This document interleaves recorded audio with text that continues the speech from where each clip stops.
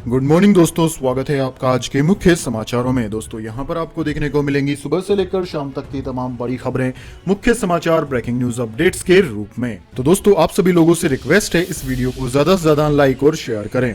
तो दोस्तों सीधे चलते हैं आज की पहली बड़ी खबर की ओर। प्रधानमंत्री नरेंद्र मोदी ने वैक्सीन निर्माताओं से की मुलाकात, रिसर्च समेत कई मुद्दों पर रहा फोकस। जी हाँ दोस्तों, जब पूरी दुनिया कोरोना से जूझ रही थी तब भी भारत की कंपनियां वैक्सीन बनाने में लगी हुई थी। भारत ने हाल ही में 100 करोड़ से ज्यादा वैक्सीन टीकों को लगाकर एक नया कीर्तिमान स्थापित किया है। ऐसे में प्रधानमंत्री नरेंद्र मोदी ने 7 भारतीय वैक्सीन निर्माताओं से मुलाकात की। इस मीटिंग में सीरम इंस्टीट्यूट के आधार पूनावाला भी शामिल थे। ये मीटिंग शनिवार शाम 4 बजे से 7 बजे तक लोक कल्याण मार्ग पर स्थित पीएम आवास पर हुई। इस दौरान केंद्रीय स्वास्थ्य मंत्री मनसुख मंडाविया और स्वास्थ्य राज्य मंत्री भारती प्रवीण पवार भी मौजूद रही।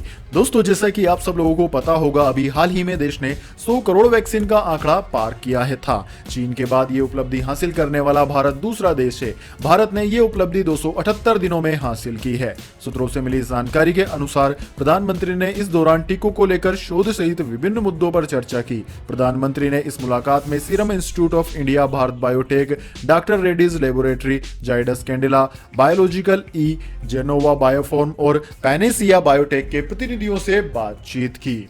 इसके बाद दोस्तों अगली बड़ी खबर। शक्तिकांत दास बोले, मुद्रास्फीति को 4% पर वापस लाने के लिए आरबीआई है प्रतिबद्ध। जी हां दोस्तों, भारतीय रिजर्व बैंक के गवर्नर शक्तिकांत दास ने कहा है कि आरबीआई गैर व्यवधानीकारी तरीके से खुदरा मुद्रास्फीति को 4% के स्तर पर वापस लाने को लेकर पूरी तरह से प्रतिबद्ध है। इस महीने की शुरुआत में मॉनेटरी पॉलिसी समीक्षा बैठक में नीतिगत दर बरकरार रखने के लिए मतदान करते हुए उन्होंने यह बात कही थी। आरबीआई द्वारा शुक्रवार को जारी मॉनेटरी पॉलिसी कमेटी की बैठक के ब्यूरो से यह जानकारी मिली है। सरकार ने आरबीआई को उपभोक्ता मूल्य सूचकांक यानी कि सीपीआई पर आधारित मुद्रास्फीति को 2% घट बढ़ के साथ 4% पर रखने का लक्ष्य दिया है। खुदरा मुद्रास्फीति मई और जून में 6% के ऊपर थी, हालांकि यह सितंबर में घटकर 4.35% पर आ गई। इसके बाद दोस्तों अगली बड़ी खबर। कश्मीर के युवाओं से बोले गृह मंत्री अमित शाह, दोस्ती करने आया हूं, परिसीमन चुनाव और राज्य के दर्जे पर बताया केंद्र का प्लान।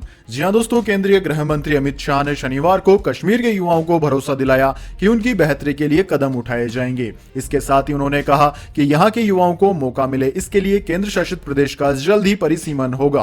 केंद्रीय मंत्री ने एक युवा क्लब के सदस्यों के साथ बातचीत में परिसीमन को रोकने से जुड़े सवाल के जवाब में कहा कि इसे क्यों रोकना है, क्योंकि हमारी राजनीति का नुकसान होता है, लेकिन अब कश्मीर में ऐसा कुछ होने वाला नहीं है। गृह मंत्री अमित शाह ने कहा कि राज्य में आतंकवाद की घटना में कमी आई है, पथराव की घटना अदृश्य हो गई है। उन्होंने कट्टरपंथियों को चेतावनी देते हुए कहा कि राज्य की शांति को जो लोग खलल पहुंचाना चाहते हैं उनके साथ सख्ती से निपटा जाएगा। उन्होंने अनुच्छेद 370 की समाप्ति के बाद कश्मीर घाटी की पहली यात्रा पर श्रीनगर पहुंचे अमित शाह ने आगे कहा कि कश्मीर के युवाओं को मौका मिले, इसलिए सही परिसीमन भी होगा। परिसीमन के बाद चुनाव भी होगा और जम्मू कश्मीर को फिर राज्य का दर्जा भी दिया जाएगा। मैंने देश की संसद में यही रोड मैप रखा था। मैं तो कश्मीर के युवाओं से दोस्ती करने आया हूं। इसके बाद दोस्तों अगली बड़ी खबर। कांग्रेस में शामिल होने की शर्तें तय, ड्रग्स शराब से बनानी होगी दूरी, पार्टी के खिलाफ नहीं बोलना होगा। जी हां दोस्तों, कांग्रेस के सदस्य बनने के लिए किसी भी व्यक्ति को शराब और मादक पदार्थों से दूरी बनाए रखने का संकल्प लेना होगा। यह हलफनामा भी देना होगा कि वह सार्वजनिक मंचों पर कभी भी पार्टी की नीतियों एवं कार्यक्रमों की आलोचना नहीं करेगा। देश की सबसे पुरानी पार्टी के सदस्यता संबंधी आवेदन पत्र में ये शर्तें शामिल की गई है। इसके अनुसार कांग्रेस की सदस्यता ले रहे लोगों को यह घोषणा करनी होगी कि वह कानूनी सीमा से अधिक संपत्ति नहीं रखेंगे और कांग्रेस की नीतियों और कार्यक्रमों को आगे बढ़ाने के लिए फिजिकल एफर्ट और जमीनी मेहनत करने से नहीं हिचकिचाएंगे। पार्टी ने 1 नवंबर से आरंभ हो रहे सदस्यता अभियान के लिए तैयार आवेदन पत्र में 10 ऐसे बिंदुओं का उल्लेख किया जिसके बारे में सदस्य बनने के इच्छुक लोगों को अपनी स्वीकृति देनी होगी। गत 16 अक्टूबर को हुई कांग्रेस कार्य समिति की बैठक में यह फैसला किया गया था कि संगठनात्मक चुनाव से पहले पार्टी आगामी 1 नवंबर से अगले साल 31 मार्च तक सदस्यता अभियान चलाएगी। इसके बाद दोस्तों अगली बड़ी खबर, योगी सरकार का बड़ा फैसला, ब्रह्मोस मिसाइल के लिए 1 रुपए के किराए पर दी 80 हेक्टेयर जमीन। जी हां दोस्तों, उत्तर प्रदेश में देश के सार्वजनिक शक्तिशाली मिसाइल ब्रह्मोस के निर्माण की दिशा में यूपी सरकार ने एक कदम और आगे बढ़ा दिया है। योगी सरकार के मंत्रिमंडल ने आज ब्रह्मोस मिसाइल उत्पादन के लिए रक्षा अनुसंधान एवं विकास संगठन यानी कि DRDO को 80 हेक्टेयर जमीन आवंटन की मंजूरी दे दी। यह जमीन लखनऊ के सरोजनी नगर तहसील में दी गई है।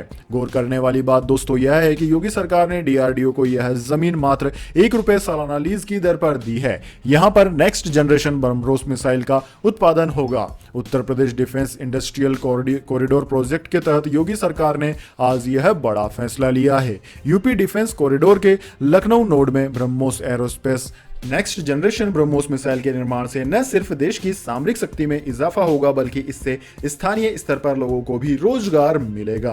यूपी सरकार के मुताबिक इस प्रोजेक्ट से लगभग 500 इंजीनियरों और टेक्नीशियनों को प्रत्यक्ष रूप से रोजगार मिलेगा। इसके अलावा 5000 लोगों को अप्रत्यक्ष रूप से रोजगार मिल सकेगा।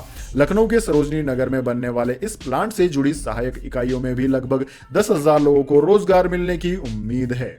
इसके बाद दोस्तों अगली बड़ी खबर, अनाया पांडे को समीर वानखेड़े ने लगाई फटकार, कहा यह एनसीबी का दफ्तर है, कोई प्रोडक्शन हाउस नहीं। जी हां दोस्तों, नारकोटिक्स कंट्रोल ब्यूरो के अधिकारी समीर वानखेड़े ने पूछताछ के लिए देर से आने पर अभिनेता चंकी पांडे की बेटी अनाया पांडे को फटकार लगाई है। सूत्रों से मिली जानकारी के अनुसार पूछताछ में भी अनाया पांडे देरी से आई थी, जिसके बाद एनसीबी के जोनल डायरेक्टर ने पूछताछ शुरू करने से पहले उन्हें कड़ी फटकार लगाई। दरअसल दोस्तों, एनसीबी ने शुक्रवार को लगातार दूसरे दिन अनाया पांडे को पूछताछ के लिए बुलाया था। एनसीबी ने अनाया को सुबह 11 बजे का समय दिया था, लेकिन वो ऐसा करने के बजाय दोपहर 2:30 बजे एनसीबी दफ्तर पहुंची। इससे पहले बीते गुरुवार को भी अनाया को एनसीबी ने 2 बजे पूछताछ के लिए आने का समय दिया था, पर वो शाम 4 बजे वहां पहुंची, तो इस कारण एनसीबी अपनी पूछताछ पूरी नहीं कर पाई थी। ऐसे में लगातार दूसरे दिन देरी से आने के कारण वानखेड़े कल यानी कि बीते शुक्रवार को अनाया पांडे पर भड़क उठे और उन्होंने कानून की अहमियत समझाई। वानखेड़े ने अनाया को डांटा और कहा कि आपको 11 बजे बुलाया गया था और आप अब आ रही हैं। अधिकारी आपके इंतजार में नहीं बैठे हैं। ये कोई प्रोडक्शन हाउस नहीं बल्कि एक सेंट्रल एजेंसी का दफ्तर है, इसलिए जितने बजे बुलाया जाए उस समय पहुंच जाया करो। इसके बाद दोस्तों अगली बड़ी खबर, पाकिस्तानी टीम ने दिखाया ओवर कॉन्फिडेंस, भारत से मुकाबले के एक दिन पहले ही पाकिस्तान ने कर दिया टीम का ऐलान, सरफराज को नहीं मिली जगह। जी हां दोस्तों, आज तीसरा पहर खेले जाने वाले भारत और ऑस्ट्रेलिया के बीच हाई वोल्टेज मुकाबले के लिए पाकिस्तान क्रिकेट टीम ने अपने 12 खिलाड़ियों के नाम का ऐलान एक दिन पहले ही कर दिया। इसकी घोषणा पाकिस्तान टीम के कप्तान बाबर आजम ने प्रेस कॉन्फ्रेंस के जरिए की। पाकिस्तान टीम ने अपने 12 खिलाड़ियों में बाबर आजम, मोहम्मद रिजवान, फकर जमान, मोहम्मद हफीज, शोएब मलिक, आसिफ अली, हैदर अली, इमाद वसीम, शादाब खान, हसन अली, शाहीन शाह अफरीदी, हारिश रऊफ को जगह दी है। टीम ने पूर्व कप्तान सरफराज अहमद को अंतिम 12 में शामिल नहीं किया है। T20 वर्ल्ड कप के लिए सरफराज को पहले पाकिस्तान की टीम में जगह भी नहीं मिली थी, लेकिन बाद में उनको 15 सदस्यीय टीम में शामिल किया गया। सरफराज टीम के बड़े खिलाड़ियों में से एक हैं। ऐसे में इस मैच में पाक टीम को मैदान पर उनके अनुभव की कमी जरूर खल सकती है। घरेलू क्रिकेट में शानदार प्रदर्शन करने वाले शोएब मलिक की अंतिम 12 में वापसी हुई है। मलिक ने राष्ट्रीय टीम के लिए आखिरी मुकाबला लगभग 1 साल पहले खेला था। दोस्तों आपकी जानकारी के लिए बता दें, पाकिस्तान अब तक भारत से वर्ल्ड कप में एक भी मैच नहीं जीता है, चाहे वह वर्ल्ड कप 20 ओवर वाले T20 वर्ल्ड कप का मैच हो या फिर वह 50 ओवर वाले ODI मैचों का वर्ल्ड कप हो। दोनों में ही पाकिस्तान को हर बार भारत से हार का सामना करना पड़ा है। ODI मैचों में वर्ल्ड कप के दौरान पाकिस्तान भारत से 7 बार हारा है, जबकि T20 मुकाबलों के वर्ल्ड कप में भारत 5 बार पाकिस्तान को शिकस्त दे चुका है।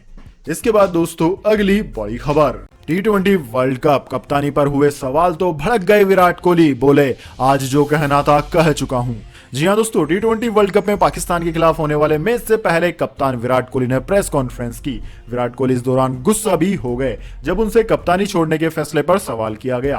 विराट कोहली ने कहा कि मुझे जो कहना था मैं पहले ही कह चुका हूं, लेकिन आपको बार बार उसमें झांकना है तो मैं कुछ नहीं कहूंगा। कप्तान विराट कोहली ने प्रेस कॉन्फ्रेंस में कहा कि मैंने सच्चाई के साथ सब कुछ लोगों को पहले ही बता दिया है, लेकिन अगर आप लोगों को लगता है कि अभी भी कुछ है तो ऐसा बिल्कुल नहीं है। विराट कोहली ने जवाब देते हुए कहा कहा कि हमारा पूरा फोकस मैच पर और वर्ल्ड कप पर है। ऐसे में फिर भी लोग कुछ ना कुछ निकालना चाहते हैं जो है ही नहीं, तो मैं ऐसी चीजों को बिल्कुल भी महत्वपूर्ण नहीं मानता हूं। दोस्तों, आपकी जानकारी के लिए बता दें, T20 वर्ल्ड कप की शुरुआत से पहले ही विराट कोहली ने ऐलान किया था कि वो इस टूर्नामेंट के बाद T20 फॉर्मेट में कप्तानी छोड़ देंगे। विराट कोहली के इस फैसले से हर कोई हैरान था, लेकिन इसकी उम्मीद भी लगाई जा रही थी। बीसीसीआई के प्रमुख सौरव गांगुली ने भी कहा था कि जब विराट कोहली ने कप्तानी छोड़ने का ऐलान किया तब वह भी सरप्राइज हुए थे, लेकिन खिलाड़ी लगातार अलग अलग फॉर्मेट में खेल रहे हैं, कप्तानी कर रहे हैं, ऐसे में यह सब कुछ आसान नहीं है। सौरव गांगुली ने यह भी साफ किया कि यह फैसला पूरी तरह से विराट कोहली का ही था। इसके बाद दोस्तों, अगली बड़ी खबर, राज ठाकरे कोरोना से हुए संक्रमित, लीलावती अस्पताल में हुए भर्ती, मां और बहन भी है पॉजिटिव। जी हां दोस्तों, महाराष्ट्र नवनिर्माण सेना यानी कि मनसे के प्रमुख राज ठाकरे कोरोना वायरस से संक्रमित हो गए हैं। उनमें कोविड-19 के हल्के लक्षण नजर आए हैं। उनकी मां और बहन की रिपोर्ट भी पॉजिटिव आई है। पहले उन्होंने खुद को घर पर क्वारंटीन कर लिया था, लेकिन डॉक्टर्स की सलाह पर ठाकरे और उनकी बहन को लीलावती अस्पताल में भर्ती कराया गया है। हालांकि उनकी मां का इलाज घर पर ही चल रहा है। बीएमसी के अधिकारियों के मुताबिक ठाकरे कोरोना वैक्सीन के दोनों डोज ले चुके हैं, लेकिन अस्पताल में उन्हें मोनोक्लोनल एंटीबॉडी कॉकटेल दिया जाएगा। एंटीबॉडी दिए जाने के बाद 3 घंटे में उन्हें घर छोड़ दिया जाएगा। दोस्तों, आपकी जानकारी के लिए बता दें, राज ठाकरे 53 साल के हैं और उन्होंने हाल ही में नासिक, पुणे और ठाणे का दौरा किया था और अगले साल होने वाले निकाय चुनाव से पहले मुंबई में पार्टी नेताओं से मुलाकात भी कर रहे थे। आपकी जानकारी के लिए बता दें, राज ठाकरे कोरोना काल में भी कभी मास्क पहने नजर नहीं आए थे। वे अपने घर कृष्ण कुंज पर भी लोगों से बिना मास्क लगाए ही मुलाकात करते हैं। सितंबर 2020 में मास्क नहीं पहनने पर उन पर 1000 रुपए का जुर्माना भी लगाया गया था। वीडियो को लाइक कर लीजिए और चैनल को सब्सक्राइब करके बेल आइकन भी दबा लीजिए। धन्यवाद। वंदे मातरम। जय हिंद, जय भारत।